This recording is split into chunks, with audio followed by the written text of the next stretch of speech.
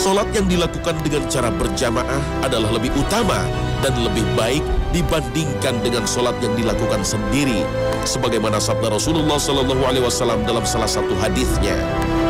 Solat berjamaah lebih afdol daripada solat sendirian sebanyak 27 kali lipat.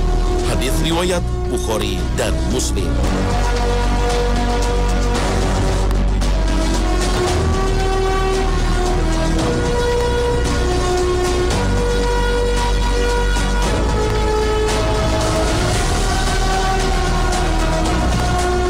Assalamualaikum warahmatullahi wabarakatuh. Selamat pagi pemirsa Trans 7. Khazanah Ensiklopedia Islam Dunia pagi ini kembali hadir ke hadapan Anda untuk berbagi pengetahuan dan saling menasehati dalam kebajikan. Mengerjakan sholat 5 waktu berjamaah mulai disyariatkan di kota Mekah setelah turunnya perintah mengerjakannya. Pada awalnya, sholat berjamaah bukanlah perkara yang sangat ditekankan, hanya sebatas disyariatkan dan belum diwajibkan. Setelah Allah Subhanahu wa Ta'ala mewajibkan sholat 5 waktu sehari semalam, Allah mengutus malaikat Jibril pada hari itu juga untuk mengajari Rasulullah SAW waktu-waktu sholat dan tata cara pelaksanaannya. Malaikat Jibril langsung mengimami Rasulullah SAW di Baitul Al-Haram sebanyak 2 kali. Abdul Razak meriwayatkan dalam musannafnya dari Ibnu Jurayj, ia berkata, pada pagi hari sepulang dari Isra Mi'raj, Rasulullah SAW dikejutkan dengan kedatangan malaikat Jibril ketika matahari mulai tergelincir. Oleh sebab itu, disebut sebagai sholat al-ula. Jibril memerintahkan agar sholat ditegakkan dan dikumandangkan pada manusia. As-sholatu jami'atan. Para sahabat pun berkumpul. Malaikat Jibril mengimami Rasulullah, sementara Rasulullah mengimami para sahabat dengan memanjangkan 2 rakaat pertama dan memendekkan 2 rakaat terakhir. Kemudian Jibril mengucapkan salam sebagai pertanda sholat selesai, diikuti oleh Rasulullah yang juga mengucapkan salam pertanda sholat selesai. Begitu pula lah ketika mengerjakan sholat asar, mereka melakukan seperti yang dilakukan pada saat mengerjakan sholat zuhur. Kemudian malaikat Jibril turun di awal malam dan memerintahkan agar menyerukan as-sholatu jami'atan. Malaikat Jibril mengimami Rasulullah SAW sholat. Jibril membaca surat yang panjang dan memanjangkan 2 rakaat pertama serta mengeraskan bacaan dan memendekkan 2 rakaat terakhir. Kemudian Jibril mengucapkan salam pertanda sholat selesai, diikuti oleh Rasulullah yang juga mengucapkan salam pertanda sholat selesai. As-Suhail berkata dalam kitab Ar-Raudul Anif, para penulis kitab Sahih sepakat bahwa kisah ini ketika Jibril mengimami Rasulullah SAW terjadi pada pagi hari sepulang beliau dari Isra Mi'raj, yaitu 5 tahun setelah diangkat menjadi Nabi. Rasulullah SAW mengerjakan sholat bersama sejumlah sahabat dalam beberapa kesempatan. Beliau pernah mengerjakannya bersama Ali bin Abi Thalib di rumah Al-Arqam, sholat bersama Ummul Mukminin Khadijah. Akan tetapi dikala itu sholat jamaah belum ditekankan. Sholat jamaah baru disyariatkan di Madinah setelah hijrah, dan kemudian sholat jamaah menjadi syiar agama Islam. Abu Dawud meriwayatkan dalam sunannya dari jalur Abu Umair bin Anas dari seorang bibinya dari kalangan Ansor bahwa ia berkata, Rasulullah SAW sedang memikirkan bagaimana caranya mengumpulkan manusia untuk mengerjakan sholat secara berjamaah. Ada yang mengusulkan kepada beliau, tancapkanlah saja bendera setiap tiba waktu sholat. Apabila manusia melihatnya, mereka saling memberitahu satu sama lainnya. Lalu ada juga yang mengusulkan dengan al-quna atau syabbur, yakni trompet yang biasa digunakan oleh orang Yahudi. Beliau mengatakan itu adalah ciri khas orang-orang Yahudi. Lalu ada orang yang mengusulkan membunyikan lonceng. Rasulullah berkata, itu adalah ciri khas orang-orang Nasrani. Melihat tidak ada satupun usul yang diterima Rasulullah SAW, maka kembalilah Abdullah bin Zaid sambil memikirkan apa yang sedang dipikirkan oleh Rasulullah SAW. Maka ia pun bercerita, wahai Rasulullah, saat itu aku antara sadar dan tidak, tiba-tiba datanglah seseorang menemuiku dan memperlihatkan kepadaku seruan azan. 20 hari sebelumnya Umar bin Al-Khattab juga telah melihat mimpi yang sama, namun beliau tidak menceritakannya. Lalu ia menceritakan kepada Rasulullah perihal mimpinya itu. Rasulullah berkata kepada Umar, "Apa yang menghalangimu untuk menceritakannya kepadaku?" Umar menjawab, "Abdullah bin Zaid telah mendahuluiku. Aku merasa malu untuk menceritakannya." Maka Rasulullah SAW berkata kepada Bilal, "Wahai Bilal, bangkitlah dan ikutilah apa yang diucapkan Abdullah bin Zaid, lalu kumandangkanlah azan." Demikianlah azan disyariatkan untuk pelaksanaan sholat 5 waktu secara berjamaah.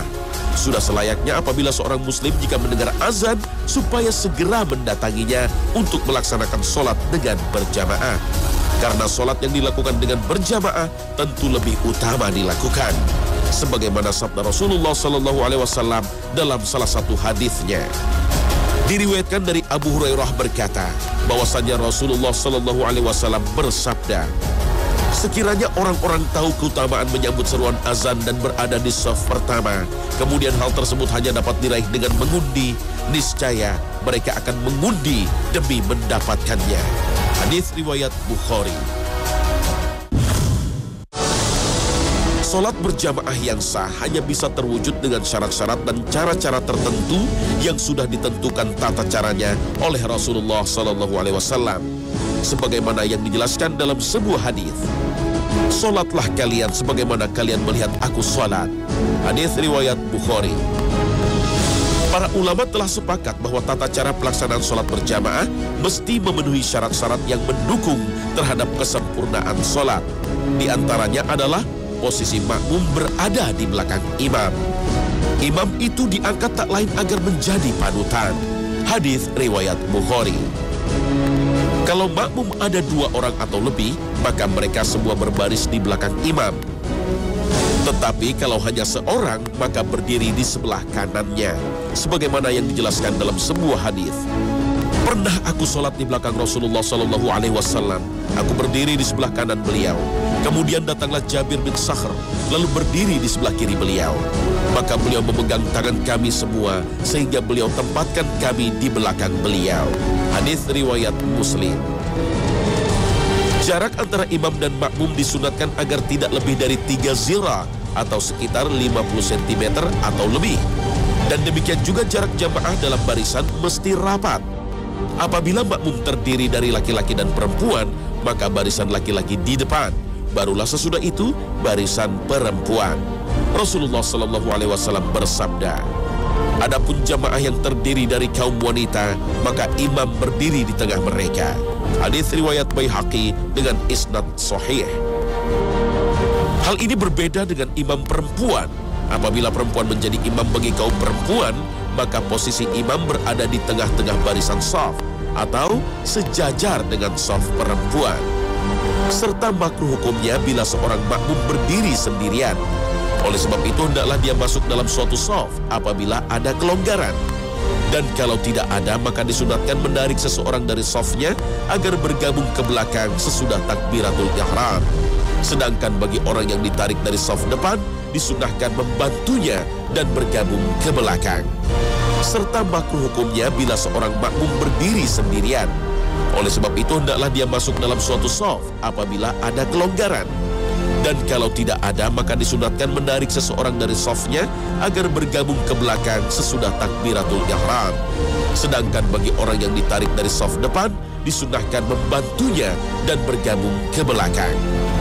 Tata cara sholat berjamaah ketika sebagai makmum adalah makmum diwajibkan taat dalam mengikuti imam dalam setiap gerak sholat.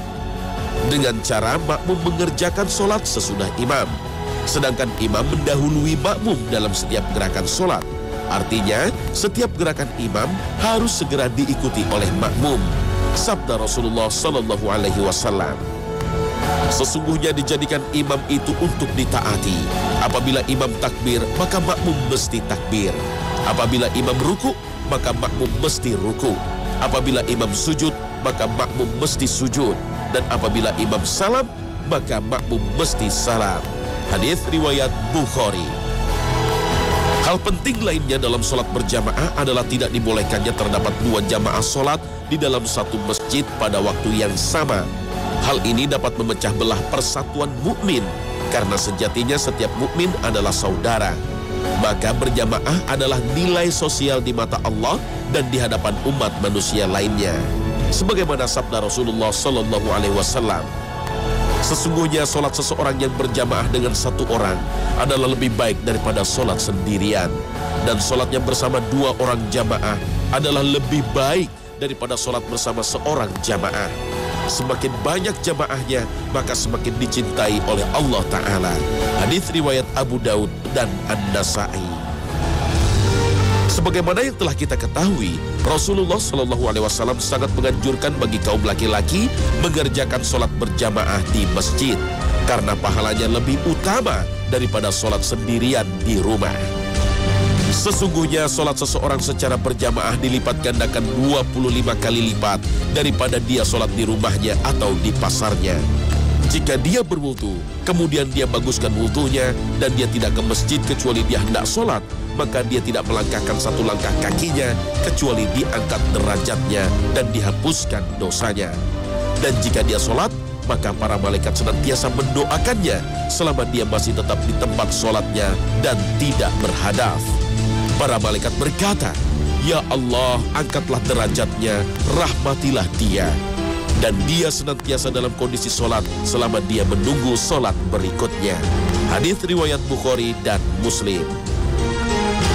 Akan tetapi lain halnya dengan perempuan. Sebaik-baiknya solat perempuan adalah di rumahnya. Karena Allah Subhanahu wa Ta'ala memerintahkan pada wanita untuk berdiam diri di rumah. Namun tidak mengapa ia keluar dan para suami hendaknya memberikan izin. Rasulullah Sallallahu Alaihi Wasallam bersabda, "Janganlah kalian melarang istri-istrimu mendatangi masjid-masjid untuk melakukan solat, sedangkan solat di rumah-rumah mereka lebih baik bagi mereka." Hadits riwayat Abu Dawud. Solat adalah tiangnya agama dan rukun Islam yang kedua. Dia adalah ibadah yang pertama kali akan dipertanggungjawabkan oleh seorang hamba di hadapan Allah Subhanahu wa Ta'ala pada hari kiamat.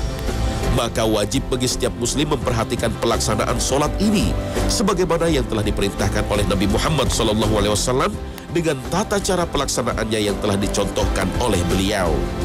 Sebagaimana yang diriwayatkan oleh At-Tabrani di dalam kitab Al-Awsaf dari Abdullah bin Qarf bahwa Rasulullah SAW bersabda, "Amalan hamba yang pertama kali akan dihisab pada hari kiamat adalah solat.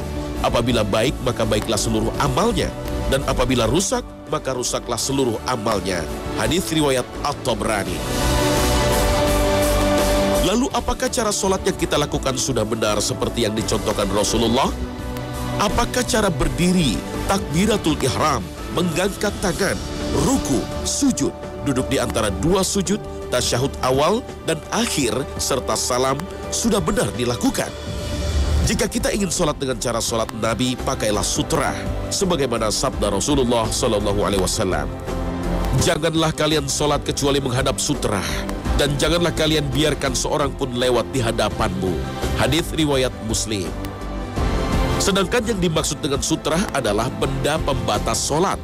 Letaknya di depan orang yang sedang solat atau agak ke kiri atau ke kanan, sejauh 3 zira atau hasta, atau 120 cm dari tempat berdiri. Tinggi sutrah minimal 1 hasta atau kurang lebih 40 cm. Berikutnya adalah tegak berdiri dengan sikap sempurna menghadap kiblat. Rasulullah SAW bersabda, "Apabila kamu berdiri untuk sholat, sempurnakanlah wudhu, kemudian menghadap ke arah kiblat, lalu bertakbirlah." Hadits riwayat Bukhari dan Muslim. Yang dimaksud menghadap kiblat di sini adalah keadaan badan dan kakinya semuanya menghadap lurus ke arah kiblat supaya sholat menjadi sempurna. Arah pandangan mata ke tempat sujud. Kemudian mengangkat tangan dengan sempurna ketika takbir. Kemudian kedua tangan bersedekap dengan tangan kanan di atas tangan kiri pada dada atau perut. Lalu letakkan tulang punggung dengan lurus ke depan ketika ruku dan sujud.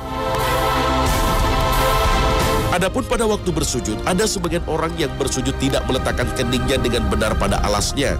Dan ada juga sebagian orang mengangkat kedua telapak kakinya dari duduknya.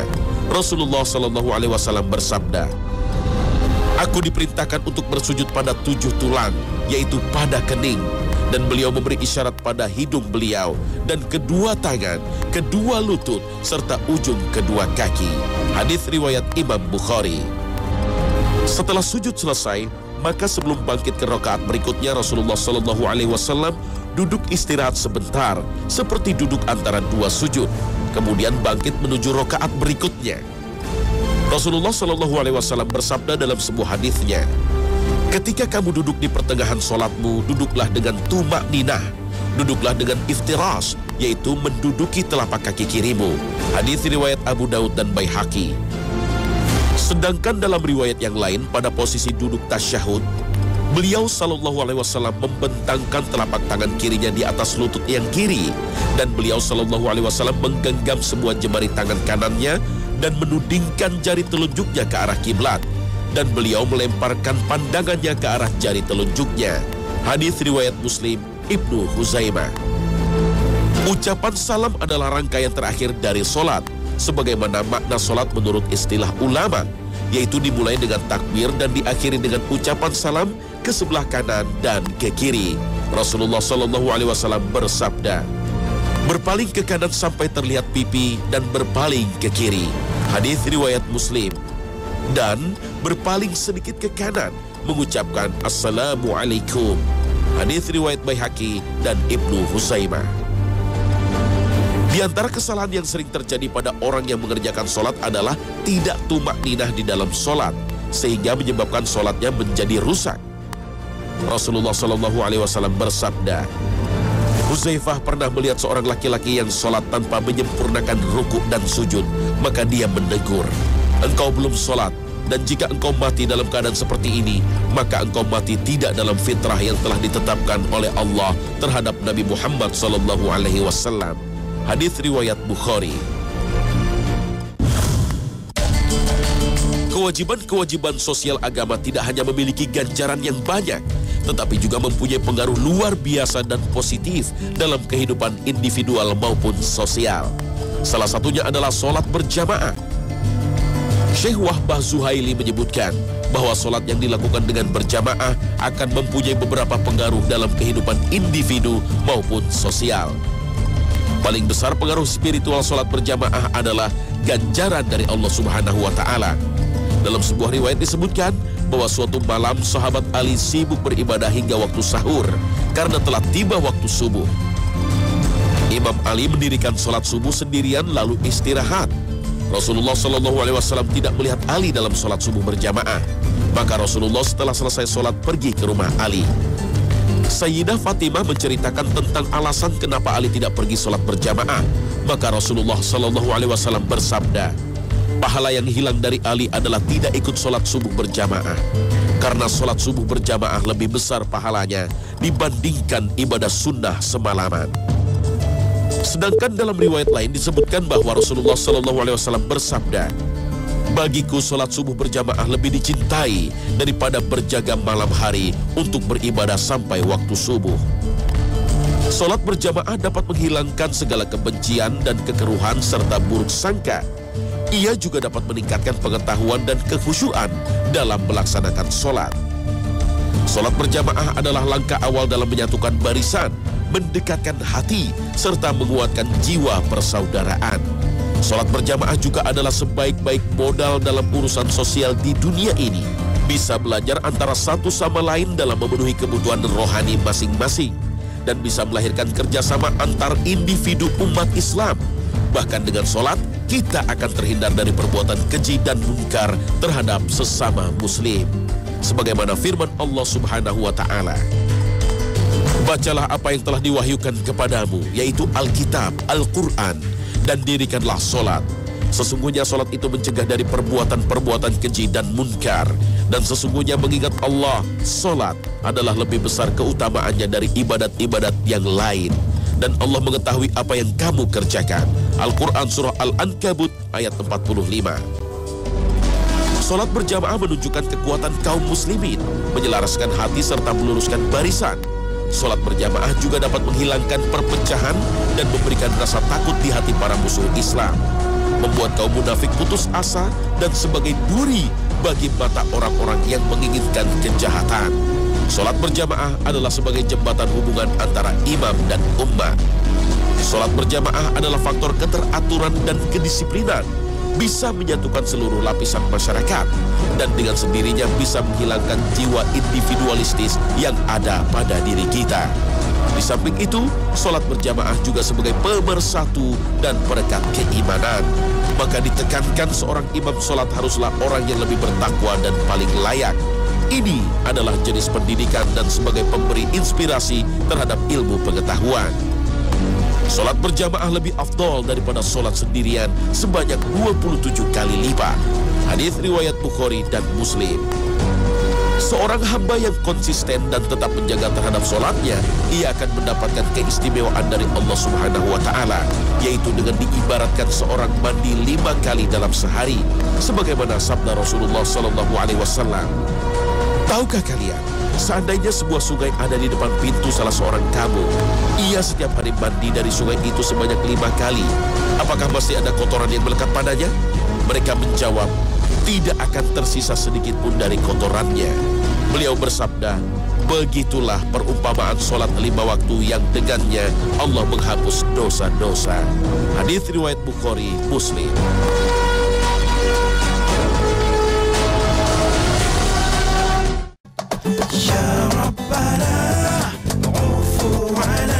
Nah pemirsa, inilah akhir kebersamaan kita dalam Khazanah pagi ini. Mudah-mudahan dengan mengetahui keistimewaan sholat berjamaah akan membuat kita bisa memegang teguh dan mengamalkannya. Di samping itu juga bahwa sholat yang dilakukan dengan berjamaah di masjid lebih utama daripada sholat yang dilakukan sendiri. Dan semoga dengan tayangan ini akan semakin menambah khazanah keilmuan kita. Mudah-mudahan Allah senantiasa membimbing kita agar selalu berada dalam jalan yang Allah ridhai. Terima kasih atas perhatian Anda dan wassalamualaikum warahmatullahi wabarakatuh.